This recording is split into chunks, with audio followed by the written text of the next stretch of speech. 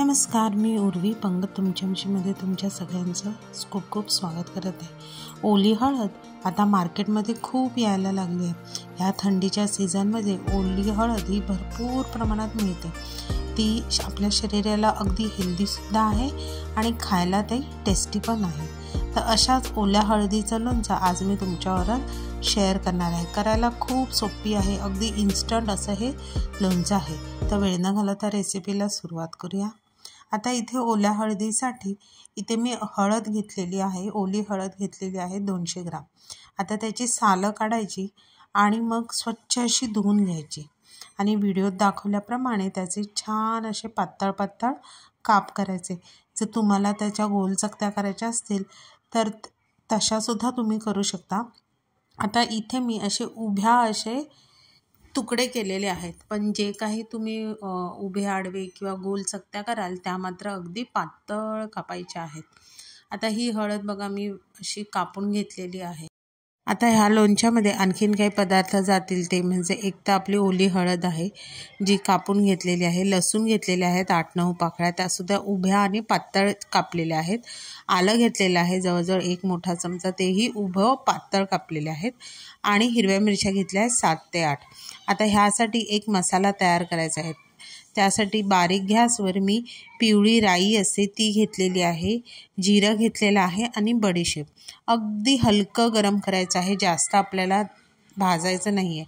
साधारण हलकं गरम झालं की त्यामध्येच गॅस बंद करून मेथी ॲड करायची आहे आणि हिंग ॲड करायचं आहे। हिंग आणि मेथी हे गॅस बंद करूनच त्यामध्ये ॲड करायचं आहे। आता हे छान असं थंड करायचं। आता हे जो मसाला आहे तो थंड होईपर्यंत आपण लोणच्यासाठी लागणारं तेल गरम करूया। आता इथे मी तेल घेतलेलं आहे, जवळजवळ 1 मोठी वाटी एवढं तेल घेतलेलं आहे। धूर येईपर्यंत आपल्याला तेल गरम करायचं आहे आणि तेलसुद्धा साईडला थंड करत ठेवायचं आहे। आता आपला इथे मसालासुद्धा थंड झालेला आहे। आता एका मिक्सरच्या भांड्यामध्ये भाजलेला मसाला, त्यामध्ये लाल काश्मीरी मिरची पावडर आणि मीठ घालायचं आहे आणि असं पावडर बनवून घ्यायचे, म्हणजे अगदी बारीक अशी पावडर बनवायची नाही, थोडंसं असं दरदरीत राहायला पाहिजे। आता एका भांड्यामध्ये काय करायचं, सगळं जे आपण चिरलेलं लोणच्यासाठीचा पदार्थ आहे ते सगळे ॲड करायचे। आता त्यामध्येच मस्त अशा चटपटीत चव येण्यासाठी मी 2 मोठे चमचे एवढं लिंबाचा रस घातलेला आहे। लिंबाचा रस घातल्यावर आपण मिक्सरला लावलेला मसाला त्यामध्ये ॲड करायचा आणि व्यवस्थित मिक्स करून घ्यायचं। आता हे बघा इथे तुम्ही बघू शकता व्यवस्थित मिक्स झालेलं आहे आणि जे आपण तेल गरम केलेलं ते सुद्धा थंड झालेलं आहे। थंड तेलच ह्यामध्ये ॲड करायचं आहे। आता इथे तेल व्यवस्थित घालून अगदी व्यवस्थित ढवळून घ्यायचं आहे लोणचं।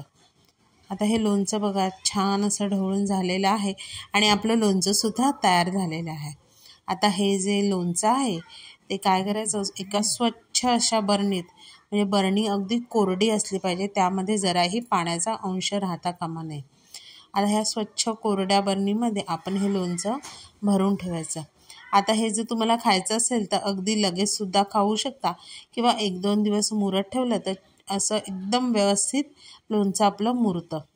आता हे अशा प्रकारचं ओल्या हळदीचं हेल्दी लोणचं तुम्ही नक्की घरी ट्राय करून बघा। रेसिपी आवडली तर रेसिपीला लाईक करा, शेअर करा, कमेंट करा। चॅनलवर नवीन असाल तर चॅनलला सबस्क्राईब करा आणि अशाच नवीन व्हिडिओच्या नोटिफिकेशनसाठी बेल आयकॉनला प्रेस करायला विसरू नका। तोपर्यंत मस्त राहा।